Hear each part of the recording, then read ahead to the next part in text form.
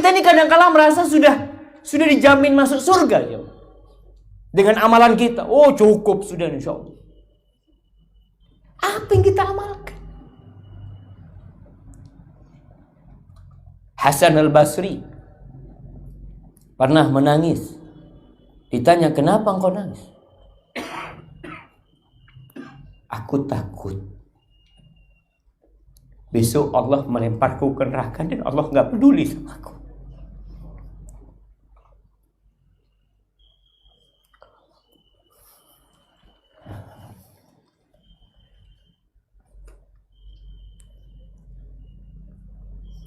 Tamim ad-Dari radhiyallahu anhu pernah dia membaca firman Allah. Ini sahabat Nabi ya. Am hasibal ladzina ijtarahu sayyi'at an naj'alahum kalladzina amanu wa 'amilus shalihat. Di surat Jathiyah ayat 21. Kami membaca, apakah orang-orang yang berbuat dosa mengira kita akan samakan dengan orang-orang yang beriman dan beramal soleh?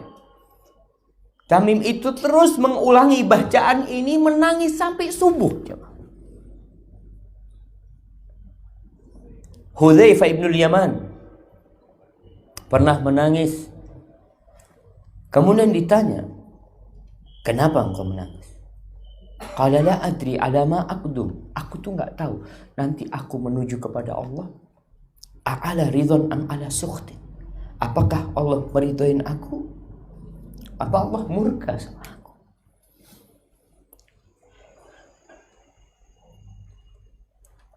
Sa'ad meriwayatkan dari ayahnya.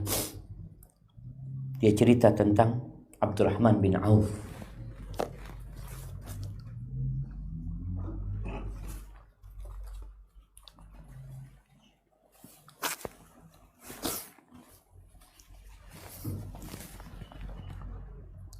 Suatu hari Abdurrahman bin Auf, ini hadis riwayat Imam Bukhari, sedang hendak makan, dibawa tuh makanan kepada beliau sama teman-temannya, mau makan bersama. Lalu dia berkata, qutila Mus'ab bin Umair wa kana khairan minni.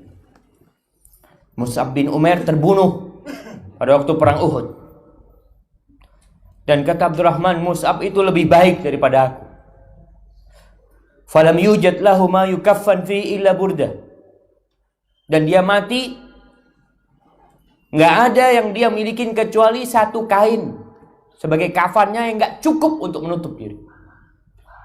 Wa qutila Hamzah aw rajulun akhar khairun minni. Hamzah juga terbunuh ketika perang Uhud dan dia lebih baik dari aku. Dan sama, dia nggak punya apa-apa, dia dikafankan dengan satu kain saja. Laqad khashid an yakuna qad ujjilat lana thayyibatuna fi hayatina dunya. Aku tuh takut kebaikan-kebaikan itu disegerakan buat kita di dunia dan di akhirat nggak dapat apa-apa. Thumma ja'ala yabki. Kemudian Abdurrahman bin Auf nangis. Abdullah bin Mas'ud radhiyallahu ta'ala anhu, kata Sa'ad ibn Akhram, seorang tabi'in, kuntu amshi ma'a ibn Mas'ud. Suatu hari aku berjalan dengan Abdullah bin Mas'ud radhiyallahu anhu. Famarra bil haddadin. Dia melewatin tempat pandai besi. Mereka sedang mengeluarkan besi dari api yang panas membara. Faqama yandur ilal hadid al-mudhab. Kemudian besi itu keluar sudah dalam kondisi cair, sudah meleleh. Dan ketika melihat itu nangis terus Abdullah bin Mas'ud. Dia ingat gimana kalau kita yang ada di dalam api itu. Abdullah bin Umar bin Khattab radhiyallahu anhu pernah membaca firman Allah, wailul lil mutaffifin alladzina idza talu 'alan nasi yastawfun وَإِذَا كَالُوهُمْ أَوْ وَزَنُوهُمْ يُخْسِرُونَ أَلَا يَظُنُّ أُولَئِكَ أَنَّهُمْ مَبْعُوثُونَ لِيَوْمٍ عَظِيمٍ يَوْمَ يَقُومُ النَّاسُ لِرَبِّ الْعَالَمِينَ. Ketika itu beliau nangis beliau ingat ada hari kita itu akan berdiri jemaah menghadapi Allah Subhanahu wa taala. Kita akan disidang. Makanya Allah katakan wa amma man khafa maqama rabbih wa nahan nafsa 'anil hawa fa innal jannata hiyal ma'wa. Adapun orang yang takut dengan makom Rabbnya, dia akan diberdirikan di sidang sendirian tanpa ada pengacara, tanpa ada pendamping dia, dan dia menahan nafsunya, maka surga tempat dia.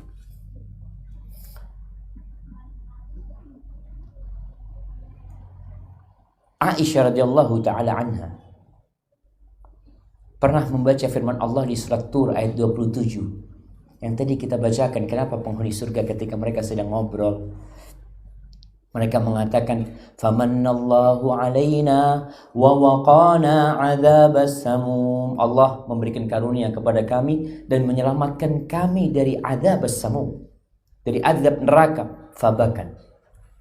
Lalu Aisyah menangis. Aisyah istri Nabi zaman nangis.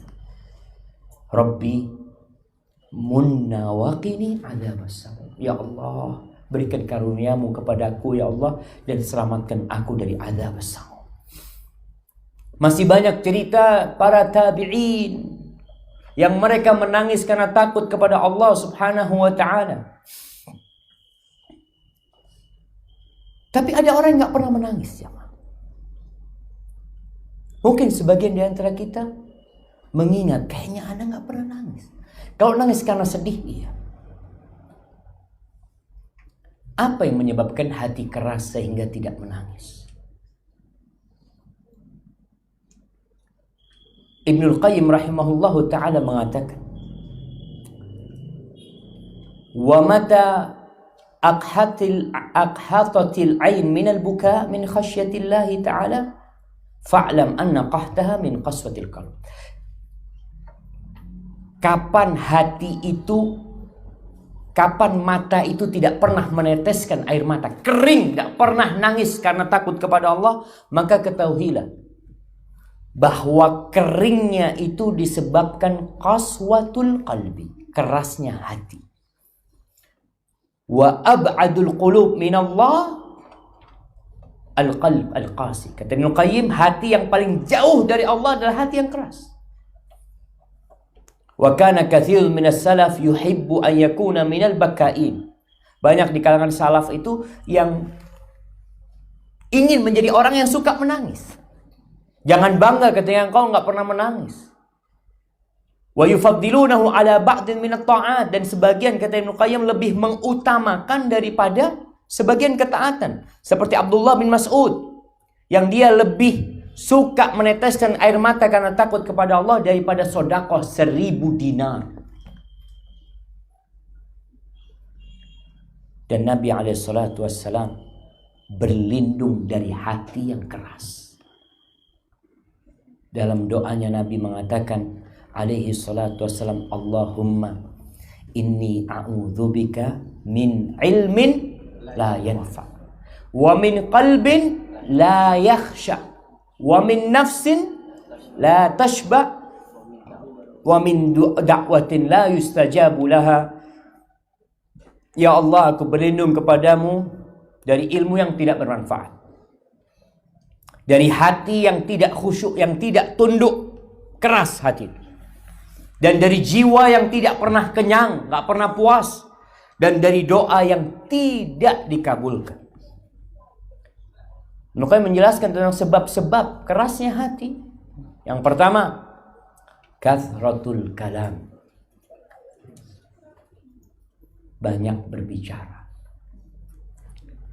Jadi orang yang sering ngobrol, banyak orang kerjanya ngobrol, hatinya akan keras. Karena omongan manusia itu biasanya nanti gak jelas kemana. Apalagi kalau yang diobrolin hal-hal yang kurang bermanfaat. Yang kedua, membatalkan janji antara dia dengan Allah. Kita tuh punya janji sama Allah untuk meninggalkan kemaksiatan dan melaksanakan kewajiban. Itu janji kita. Ketika kita masih menjadi dzurriyyah, menjadi zarrah di sulbi Adam, kita udah janji. Makanya di doa Sayyidul Istighfar, apa kata kita? Allahumma anta rabbi wa ana abdu wa ana ala ahdika wa wa'dika.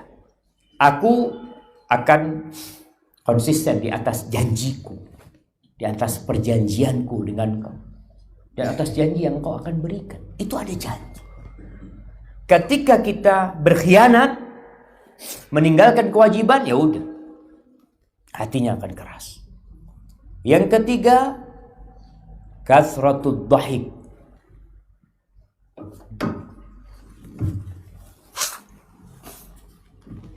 Banyak tertawa.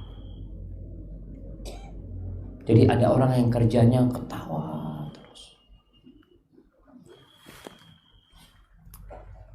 Bahkan ada acara memang untuk tertawa, dibikin film lucu. Ada Ustaz film horor, tapi bukan takut kepada Allah, takut kepada setan. Seharusnya orang itu berani sama setan, takutnya sama Allah. Malah berani sama Allah, takut sama setan. Itu yang dibikin. Meninggalkan ketaatan, melanggar, itu berani dia. Sama setan takut, dikatakan jangan lewat sana. Kecebur nanti kalau lewat sana. Lewat jembatan. Ada jin yang nunggu di sana. Takut. Kenapa nggak takut sama Allah yang Allah bisa luapkan air lautan dan Jakarta bisa tenggelam? Kita nggak takut sama Allah. Kasratul dhahik. Dalam hadis yang diriwayatkan Ibnu Majah dan Imam Ahmad, Nabi SAW mengatakan kasratul dhahik tumitul qalb. Banyak tertawa itu mematikan hati. Yang keempat, kasratul akal. Banyak makan. Benar jamaah, antum perlu lihat. Yang kerjanya kuliner, habis makan tanya besok kita makan di mana ya? Makan di mana? Makan apa? Wallahi sahih jemaah. Bishr bin Harith mengatakan khaslatani tuqsiyanil qalb. Bishr mengatakan ada dua sifat yang membuat hati keras, kathratul kalam wa kathratul akal. Banyak bicara dan banyak makan. Maka Nabi SAW mengatakan bihasab ibni Adam luqaimat yuqimna biha sulba. Cukup tuh makanan buat kalian, beberapa suap yang punggung kalian sudah tegak. Bukan perutnya yang tegak, punggungnya. Karena orang jamaah ada yang punggungnya sampai bengkok karena nahan perutnya. Ini kata Nabi SAW. Makanan ini cukup yang cukup lah. Jangan berlebihan. Nanti mau makan enak itu nanti di surga. Ya boleh makan enak di sini, tapi jangan berlebihan. Makanya kalau kita lihat Allah mengatakan kulu washrabu. Kalian silahkan makan, silahkan minum, tapi satu, wala tusrifu. Jangan berlebih-lebihan. Kenapa ada orang kena gula? Kenapa ada orang kolesterol? Kenapa ada orang asam urat? Apa penyebabnya semua? Kelebihan makannya. Ada orang enggak Ustaz, itu tukang becak, Masya Allah Ustaz, enggak ada yang kena asam urat Ustaz. Dulu jemaah. Dulu tukang becak itu memang layu. Sekarang ada yang pakai mesin. Di kampung itu ya. Di kampung seperti itu. Maka makan secukupnya, adab makan dijaga. Supaya hati tidak keras. Artinya kadang-kala kita itu kepingin sama makan itu lagi. Tapi cukupin, cukup sudah. Bisa kita menahan diri kita. Ibu-ibu bisa kalau sedang mau diet. Oh, Masya Allah jemaah. Dia beli pil ini, beli itu, macam-macam. Tidak ada sebagian ibu-ibu yang diet turun 20 kilo. Masya Allah. Tapi habis gitu naik 30 kilo. Karena udah. Kenapa kok tambah gemuk? Suami udah mati Ustaz. Dulu dia diet buat suaminya. Seharusnya tetap dijaga makan. Buat siapa? Buat hatinya. Supaya hatinya tidak keras. Kemudian yang kelima, banyaknya dosa. Allah berfirman di surat Al-Mutaffifin ayat 14, Kalla bal rana ala qulubihim ma kanu yaksibun. Tuh, hati mereka jadi tertutup gara-gara perbuatan mereka sendiri.